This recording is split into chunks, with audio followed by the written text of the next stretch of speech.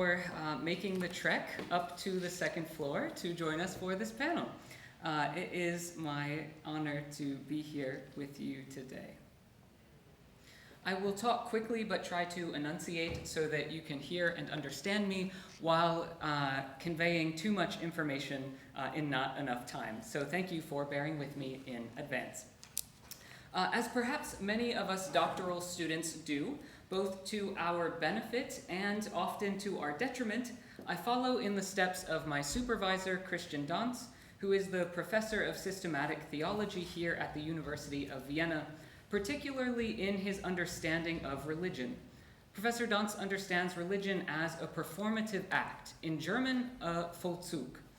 In his quintessential and delightfully circular summary, Danz asserts that religion arises from the religious use of the content-related statements of Christianity. There is no substantive thing or essence of what we point to as religion, as if it exists out there, timelessly and immutably, as if in a sacred and sealed container that never changes. Rather, for Danz, there are actions, such as those involved in liturgies, undertaken in the name of religion, through which persons become religious through religious actions. That is, when I meditate on a stained glass window, for example. As an example here, Jesus sharing an intimate, perhaps queer moment with the beloved disciple. When I meditate on this stained glass window, me personally, as a pastor and self-identified religious person, am engaging in a religious act by using the window for a religious purpose. That is, in Talikian language, by making it a vehicle for my ultimate concern, what I deem to be of ultimate concern. And it is only through this act, my religious meditation upon this window as a vehicle of my ultimate concern, it is only through this act and those like it that my identity as a religious person is performatively constituted. When my atheist husband, let's imagine he's standing right here, gazes upon this window, he does not have a religious experience. He has, well, I would have to ask him, right? So as to not impose my understanding of what his experience is with this object. And so, to paraphrase Simone de Beauvoir, glass is not born or stained religious, rather it becomes so through the performative act of faith. That is, the stained glass window becomes a religious medium through the performative act of faith in which religious persons simultaneously come to be. Since this panel is on queer perspectives, perhaps some of you are already making the connection, and here comes my move beyond my supervisor now, freed from his generous yoke, that if religion cannot be essentialized and is rather a performative act akin to what Judith Butler theorizes for gender, then religion is queerly constituted. And many feminists and queer theologians have arrived at similar assertions from different starting points. But religion, and let me clarify and restrict myself now, the Christian religion is what is done in the name of religion. Christianity, like gender and sexual identities, is an ongoing process of citationality that is propelled and compelled in time through bodies under the regulatory schema of a tradition's doctrines and of compulsory heterosexuality in Western societies. And this is sort of my midrash of Butler and Danz. Christianities, their contents, like a stained glass window in our sacred texts, as well as their participants, are performatively constituted through religious acts. And when these acts happen, within many of our cultures, they are also regulated and determined by heterosexual and patriarchal norms. This is the topic of my dissertation, which I am relieved to have submitted 2 months ago here at the University of Vienna, and so now I look forward to shifting to a case study to see how queer perspectives on religion influences theological reflection, especially online. Particularly, I will share about an entirely LGBTQIA+ led and predominantly neurodivergent church that I have the privilege of pastoring, Church of the Young Prophets. But first, the methodology and overview. This study is only just beginning, so I have not gone into the interview process yet. It is only just beginning, and it employs the critical pastoral ethnography method drawn from Mary Clark Moschella in her book, Ethnography as a Pastoral Practice. And so for Mary Clark Moschella, she reconceptualizes ethnographic inquiry as a process of transformative self and theological reflection.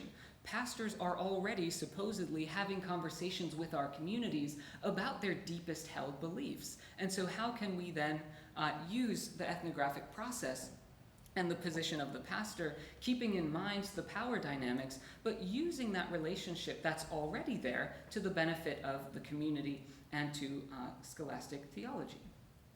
And so she reconceptualizes this as a process of transformative reflection from the perspective of the pastor-researcher who is embedded within a community. For Moschella, ethnography as a pastoral practice is a dialogical relationship which involves deep listening and reflecting back a congregation's identity and giving the congregation voice in this dialogical reflection process to question and to challenge the assumptions that the pastor-researcher hears from their interpretations. And so for Moschella, this is a dialogical process, as I said, and it can become for her a catalyst for healing and change in communities, when communities are deeply engaged in reflecting on their identities, particularly the role of liturgy in their identities, as we'll see. And so to situate myself, I am both the founder and pastor of Church of the Young Prophets, a virtual LGBTQIA+ Christian congregation supported financially by the United Methodist Church here in Austria and Germany, the Evangelisch-Methodistische Kirche, and we meet for worship and other activities on a platform called GatherTown, which I'll show you some fun pictures of in a minute. And so during the COVID-19 pandemic, before I get into our community, during the COVID-19 pandemic, I conducted a qualitative study with United Methodist pastors around the world, specifically in Denmark, in Germany, Kenya, in different regions of the United States, in the Philippines, and in Singapore, to study with these pastors our shared ecclesiology and how this ecclesiology shifted due to moving online for a majority of the world's Christians for the first time. And this work resulted in my book, Where Two or Three Are Connected, but it also provided the impetus to respond to the call that I was hearing from these pastors from various regions of the world. And this call was that people feel alone. And that's not a necessarily profound statement, but we are seeing that in many of our countries. In the US, the former Surgeon General declared a pandemic or epidemic of loneliness. And so from these pastors' experiences, they said people feel alone, and the church must use digital technologies, such as live streaming softwares, to create and or to sustain community through interpersonal connections. So for all of these pastors, the question of should we use technology wasn't a question. It was something that must be done today if a church is to authentically meet the needs of its people.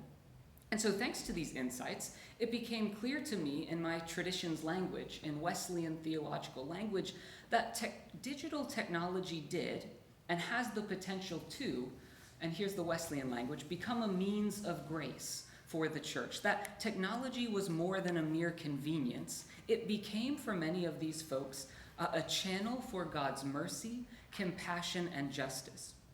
Because of Zoom, because of WhatsApp groups, because of interactive Facebook events, podcasted sermons, and so many other means, the church was able to be present, not just in new places, as if to perpetuate a colonial agenda that the church must continue to spread, if not to new lands, then to new platforms. But rather, the church was present in new ways through new digital technologies. And so, through these different means, persons with physical disabilities and or persons whose neurodivergence either had been set by churches as a barrier to entry, physically or socially, for these persons or persons who never felt safe even entering that threshold of a traditional church building, folks were and are able to engage in religious acts as religious persons with greater agency. It is far more easy to click the X at the top of your screen to leave a service if you're uncomfortable or feel overstimulated than it is sometimes to stand up if you're able and to leave a physical sanctuary. And so we noticed that there was a greater agency afforded to participants through virtual religious gatherings. And so many churches did not just change the ways we gather, we changed our communities as well. Our communal life was and is transformed because of the technologies that we use. Technology, if I get preachy for one moment, is more than a convenience in this experience. It actively shapes the types of communities we create. It becomes and can be a means of grace. So today, I want to briefly introduce the community that I pastor and our platform, providing a few general insights from our congregation, and then to discuss the theological ground for ongoing study. In particular, as a response to this panel's topic, I will briefly discuss the ways in which Holy Communion liturgy provides a unique window into digital religion as a queer performative act, weaving us back into the theological prolegomenon I began with. So as you can see on the screen, this is Church of the Young Prophets, our queer, quirky virtual church community in the Gather platform. This is called the Gather platform. And they have lots of different general maps that you can then customize, or you can create your own. We chose a map and then customized it with all of the images that you see here. Gathered on the stage are our participants, on the chancel rather, are our participants in our weekly communion service, and I'll share a little bit more about that in a minute. Just for the nuts and bolts, you can see your own video on the bottom if you choose to consent to have your video share. And then at the top, you'll see the faces of the other participants who also choose to share their video as well. I'll briefly show you a few pictures as I get into it to show you how it evolved. So you saw this very colorful picture. This is how we began. We soft launched in April of 2023 before I was commissioned as a clergy person in the United Methodist Church. So it was entirely lay-led. It consisted of about 8 LGBTQIA+ young adults who had previously participated in a leadership program as part of the nonprofit that I founded called Young Prophets Collective. So this church is a ministry of a nonprofit rather than as its own standalone church. And so you can see here is a screenshot from one of our weekly services. They happen on Saturdays at 6 p.m. Central European Time so that we don't interfere with the churches they might also attend or lead, because we have a lot of queer pastors who join us for worship on Saturday before they then lead churches on Sunday. And so our community gathers around these virtual couches where they can have conversation amongst themselves as the speakers are presenting, kind of like a physical sanctuary where folks at the microphone can be heard by everyone, but you can have conversations together in your pew or around your chairs. So we soft launched in April, and it was entirely lay-led. And I simply put out a call on our alumni Facebook group for our nonprofit for folks who had gone through our program. And the Facebook call simply said, many of you have named that our cohort program ended and that you felt alone and wanted to keep in touch and be in community with fellow queer and trans Christians. So we're going to try a 4-week trial. Hosting worship services, and this is our rooftop lounge. So it's an extensive campus with a racetrack, virtual labyrinths, and a few other things that you can see if you want to try it sometime. And here's some of our participants there. So I simply said that we would soft launch, we'll try a 4-week trial. That this didn't have to go on, we would just simply try a 4-week trial, and if they'd like to participate, please direct message me. After 4 weeks of worshiping together, I met with a small group of consistent attendees, and I asked them, would you like this to continue? I made it clear that there was no pressure or set expectation from me or from YPC, the nonprofit, that such a community must continue, but simply that this was a response to the needs they had expressed. I informed them that if virtual worship services did not meet their needs or were simply uninteresting, that we were ready for the trial to end and we would try something new, that this was not something we had invested heavily in yet. After this period, to my surprise, they all responded, "Of course it should continue." And I was pleasantly surprised at that point. And many were even confused and wondered why I would even ask if it should continue. And this was, of course, despite having been informed via Facebook and Instagram posts and at the start of every single worship service that we were merely doing a 4-week trial to see if this was something they would enjoy. I then shared with this small group that if our community was to continue, YPC did not have the staff. I was still volunteer at that point. YPC did not have the staff to lead this endeavor, and so it would only continue if we chose to co-create this community together, which for us means that each person decides to take responsibility for shaping what happens in this community, that each of us has an active role in the ongoing continuation of this community. Perhaps you're seeing parallels with the theory of performative religion. The group emphatically took up the charge, and now they are called our admins, kind of like moderators on Reddit, and we call them our admins, who collectively with me lead this community in worship and in weekly events, various events such as our disabled, neurodivergent, and queer small group, or DNQ for short, where folks gather to discuss topics that interest them, including hosting disability advocates or sharing stories about mental health challenges and strategies and resources for support. All of this being community-based and driven, and all of it being lay-driven with our small groups. 2 years later, we have a Discord server, and I honestly had no idea what Discord was. So this was me responding to what they said would be helpful in this community. And Discord, if you don't know, is a messaging platform that a lot of gamers use. And so we started a Discord server because they said it would be good. And so now that's our primary campus with 160 LGBTQIA plus young adults and some older persons and allies from across the globe, though predominantly most of our folks are from the United States. Our leadership continues to be majority trans and majority neurodivergent.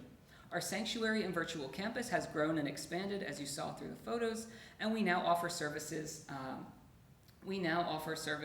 on Zoom and Facebook Live in order to be technologically accessible to folks for whom trying a new platform becomes its own barrier of entry.